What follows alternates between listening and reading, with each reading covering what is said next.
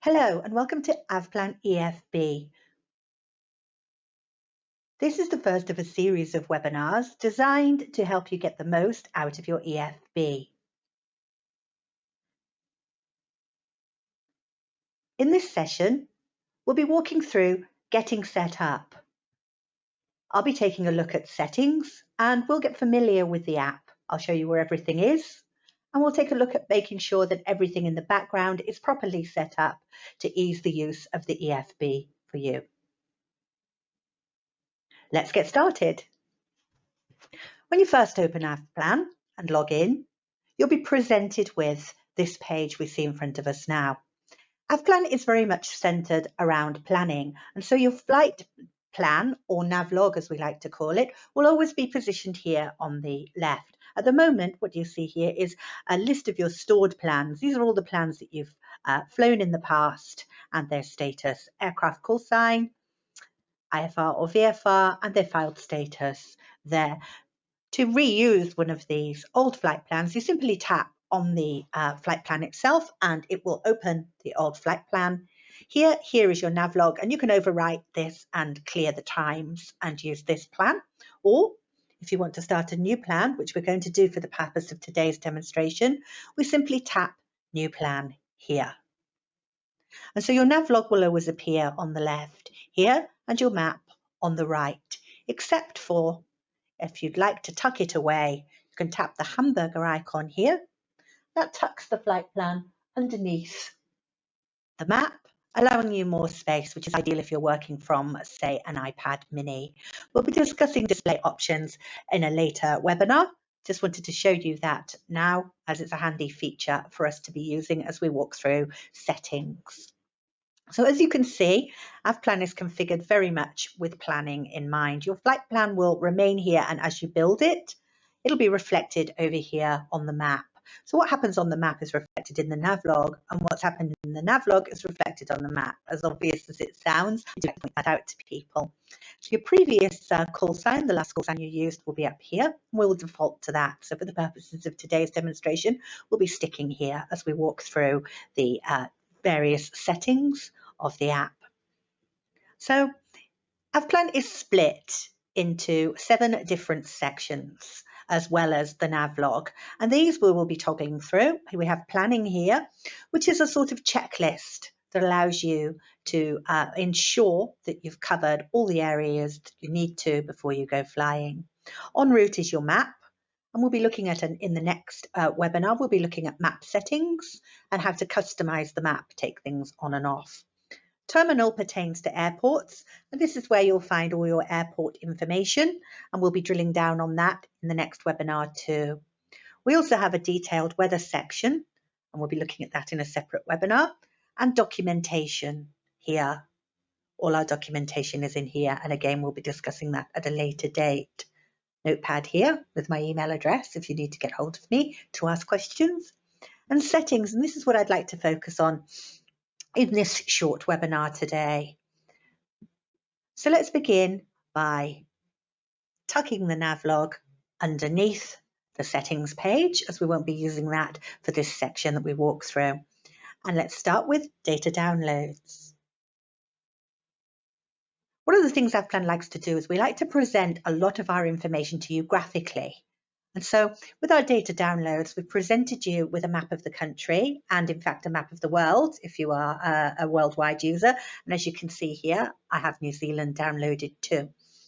Australia is split into 5 different sections, which pays respect to the fact that your iPad may not have the largest storage capacity. So we allow you to download just the area that you need. So for instance, if you live as I do in the southeast corner here, you can download Canberra, Sydney, Melbourne and Tasmania and keep the rest of the country spare. But if you do need to perhaps say visit Queensland or in my case South Australia where the border restrictions are now lifted, you'll simply tap on the area that you would like to visit and you can download it there.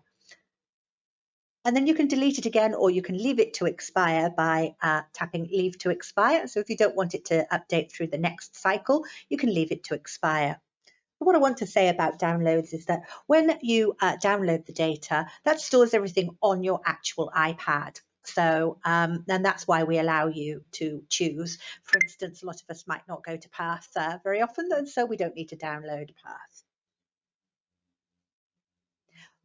When I say download onto the iPad, what I mean is it brings in everything you need. We assume you want your charts, your maps, your USA, your if you're an IFR user, your DApps, and so on and so forth. So we bring in all the data that you need. So you don't need to download any individual maps or charts, unless of course you want to. In that case, you can come down here to other downloads and download the charts that you desire. For instance, the planning chart, the PCA, is very useful. You can see I've downloaded that here. You might want to just take a look at perhaps a Queensland chart, so you can go ahead and download those if you choose to. And scrolling down here, we also have some other charts, documentation, synthetic vision. If you are going to be using the synthetic vision, you might download some of those there. So back, and then other downloads is where you can download charts that you might want to add to the data downloads that we bring in. So a quick word about data downloads. If it's green, it's good to go. If it's yellow or red, it needs updating. Now the data validity will always be up here in the top right hand corner, and I think Air Services have about 14 or so cycles a year, so you'll see those updated there as Air Services cycle through their maps. If it's green, it's good to go. If it's red, you'll have a big update button here. You press that update button and that will bring in and start downloading the required documents. A little panel will pop up here and you can navigate away from the downloads page while it's downloading. You don't need to be present for it. So just allow it to download in the background and go ahead and start building your flight plan. Next up is user settings. Let's take a look at that now. Now, I didn't introduce myself and I apologize for that. My name is Krisha and I work on the help desk at AvPlan. And so I see a lot of the problems coming in from, or user issues coming in from users that are often pertaining to not being properly set up. So let's take a quick walk through settings now, making sure that you are properly set up before you go ahead and go flying with AvPlan EFB. Firstly, when you first subscribe to AvPlan EFB, you will be invited to sign up and add your password here. If you want to manage your password or change it, you can do so here. This username needs to be remain the same, as this is how we identify you across all your devices. So don't change your username inside the app, please.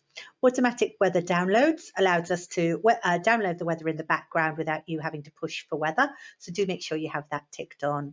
Waypoint auto sequencing is exactly what it says it is. It will sequence your waypoints from one to another. So do make sure that you have that turned on too. If you want to sync and use play with your flight sims, we support X-Plane Elite and FSX here, and there's our ISP there.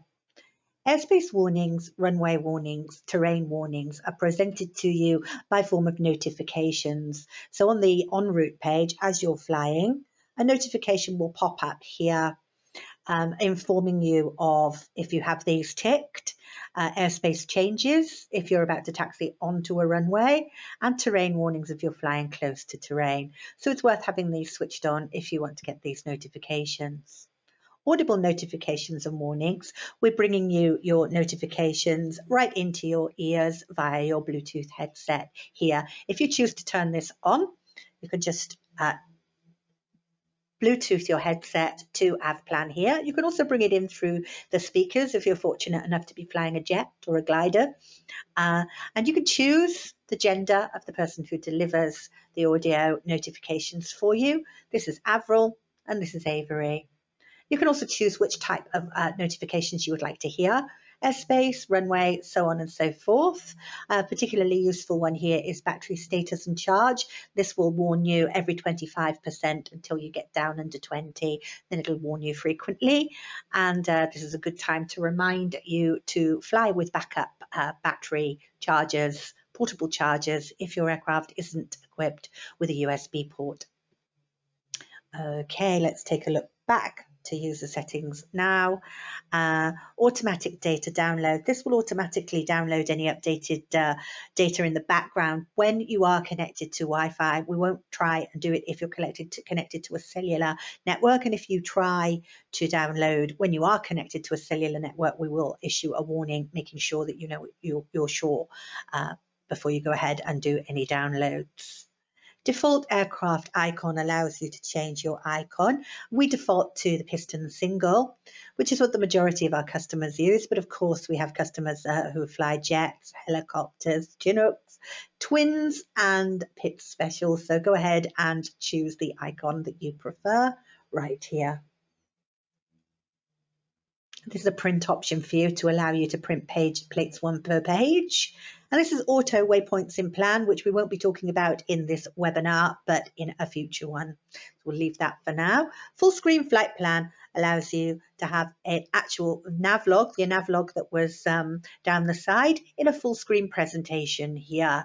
And this then gives you an extra pane down the bottom. So you just need to toggle along the bottom of that pane to change. This also gives you an extra column here for fuel, which I'll show you when we dig down into flight planning. Back to settings. Some important settings that I think are worth a big notice at this stage are the ability to sync your flight plans and aircraft. Now, we allow 3 devices per subscription, and we encourage you to put AvPlan on all 3 devices across platforms. So if you're an Android user, you could have AvPlan on your iPhone plus your Android tablet, or you could have it on your Android tablet and your Android phone, or your iPad and your iPhone, so on and so forth. And we allow you to sync across 3, but in order to do so, you need to have sync flight plans and sync aircraft turned on all 3 devices to allow seamless syncing. Furthermore, if you do have these synced on, it will sync to our AvPlan cloud, and that means that if you lose a flight plan or accidentally delete an aircraft profile, we might be able to fish it out for you. So it's a good backup there. So do ensure you have these turned on. Here also your pilot name and phone will be here, and your capabilities that you can add here. Your NAIPS details, or IFIS if you're in New Zealand. NAIPS details here, you'll only have to fill in once, but once you do, it will allow you to file seamlessly inside AvPlan to NAIPS, file a flight plan. It'll also give you all your updated weather. So once you've signed into NAIPS, you remain signed into NAIPS until NAIPS asks you to reset your password, which I believe they do every 180 days, I think. Okay, do also make sure that you have the data ticked for the country that you're in. And if you're visiting another country, have the data ticked for that country too. Some other settings here that we don't need to drill down into too much. I'm going to skip through those as they're more sort of advanced features. Just to let you know, you can change your colours. I've changed my HUD text colour from a default green to an orange. You can change any of the colours here by simply tapping on the thing you'd like to change, selecting the colour and pressing save.